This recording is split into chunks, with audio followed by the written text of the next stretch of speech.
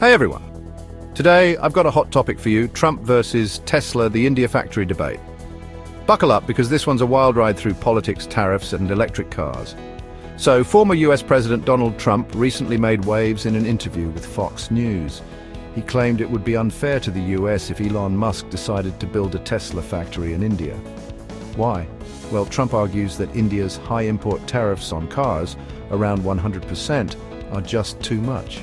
He even brought this up during PM Modi's visit to the US last week. But here's the kicker. India's got this new EV policy. If car makers like Tesla invest at least $500 million and set up a factory in India, those hefty import taxes drop to just 15%, doesn't it? Sounds like a pretty sweet deal, right? Now let's talk about Tesla's plans. As of February 2025, Tesla's already scouting locations for showrooms in New Delhi and Mumbai.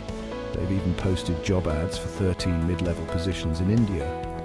But, and it's a big but, Tesla doesn't currently manufacture cars in India.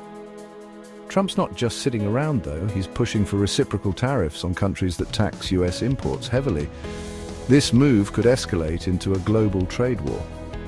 And let's not forget the context here. India is the third largest auto market in the world, but its EV adoption is still pretty nascent. A Tesla factory could really shake things up over there. So, what do you think? Is Musk making a smart move by considering India, or is Trump right to call it unfair? Drop your thoughts in the comments below. Don't forget to like, subscribe, and hit that bell icon for more tech updates. Catch you in the next one.